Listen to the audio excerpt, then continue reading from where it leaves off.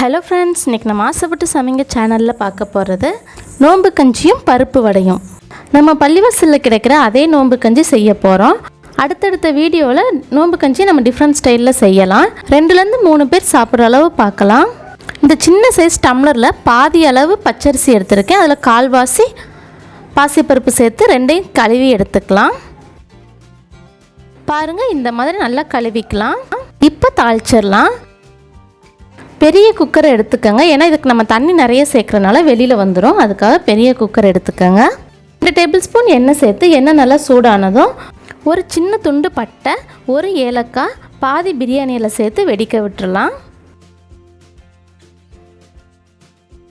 இதெல்லாம் நல்லா வெடித்ததும் நம்ம கழுவி வச்சுருக்க பாசி பருப்பும் பச்சரிசியும் ஒன்றா சேர்த்து வறுத்துக்கலாம். லைட்டாக வறுத்துக்கோங்க.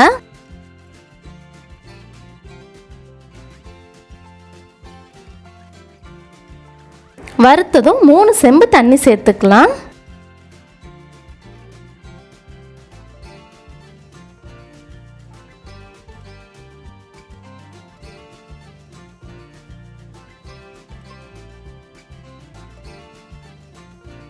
இப்போ இதில் நிறைய சின்ன வெங்காயம் சேர்த்துக்கோங்க. நோன்பு கஞ்சிக்கு சின்ன வெங்காயம் சேர்த்திங்கன்னா ரொம்ப டேஸ்ட்டாக இருக்கும்.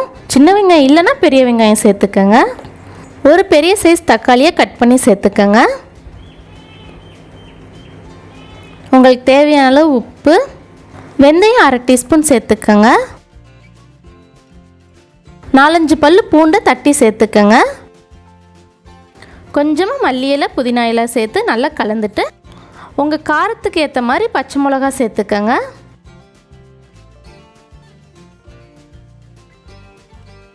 இப்போ இது எல்லாத்தையும் சேர்த்ததுக்கப்புறம் மூடி போட்டு 8 விசில் வச்சுக்கோங்க. அரிசி நல்லா குழையிற வரைக்கும். பாருங்கள், நம்ம கஞ்சி சூப்பராக ரெடி ஆயிருச்சு. இப்போ இதில் 4 டேபிள் ஸ்பூன் தேங்காய் பால் சேர்த்துக்கலாம். உங்களுக்கு தேங்காய் பால் வேண்டான்னா நீங்கள் தேங்காய் திருவி கூட சேர்த்துக்கலாம். தேங்காய் பால் சேர்த்ததும் அடுப்பை ஆன் பண்ணிவிட்டு ஒரு கொதி வர வரைக்கும் அடுப்பில் வச்சுருந்துட்டு நம்ம ஆஃப் பண்ணிடலாம். அவ்வளோதான், நம்ம நோன்பு கஞ்சி ரெடி ஆயிருச்சு.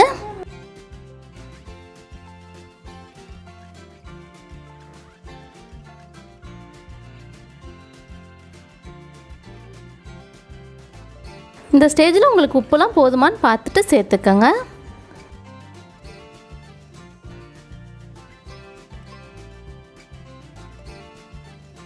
இப்போ நம்ம ஈஸியான மெத்தடில் ஒரு பருப்பு வடை பார்த்துடலாம். நல்லா ஊறின பருப்பை நல்லா தண்ணி இல்லாமல் வடிகட்டிட்டு நம்ம ஒரு மிக்ஸி ஜாரில் சேர்த்துக்கலாம்.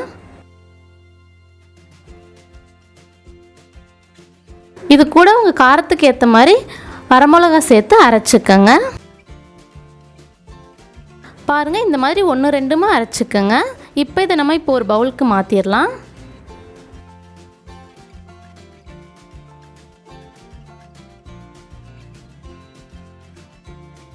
பொடியை கட் பண்ண 10-15 சின்ன வெங்காயம் சேர்த்துக்கோங்க. மல்லி இலையும் கருவேப்பிலையும் நல்லா பொடியாக கட் பண்ணி சேர்த்துக்கலாம். 2 பல்லு பூண்டை நல்லா தட்டிட்டு சேர்த்துக்கோங்க. இப்போது நம்ம இதுக்கு ஒரு மசாலா அரைச்சிடலாம். 4 டேபிள் ஸ்பூன் மிளகு, 4 டேபிள் ஸ்பூன் சோம்பு, 3-4 வரமிளகா சேர்த்து அரைச்சிட்டு ஒரு டப்பாவில் போட்டு வச்சுட்டு அதுலேருந்து நீங்கள் 1/2 ஸ்பூன் சேர்த்துக்கலாம்.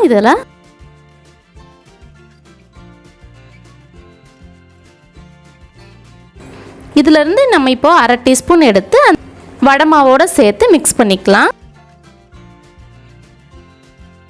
பாருங்கள், இந்த மாதிரி கை வச்சு நல்லா பிணைஞ்சிக்கோங்க. பிணைஞ்சதுக்கப்புறம் வடை மாதிரி தட்டிட்டு நம்ம எண்ணெயில் போட்டுடலாம்.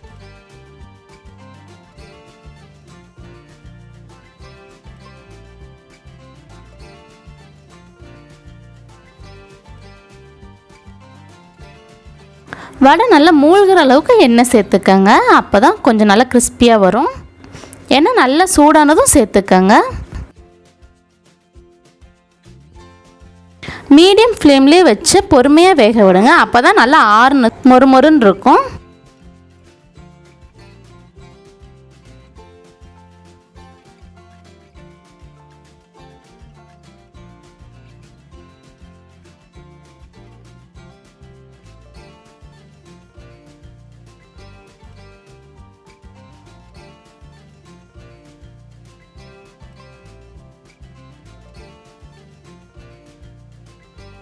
ரெண்டு பக்கட்டும் வெந்ததும் எடுத்துடலாம்.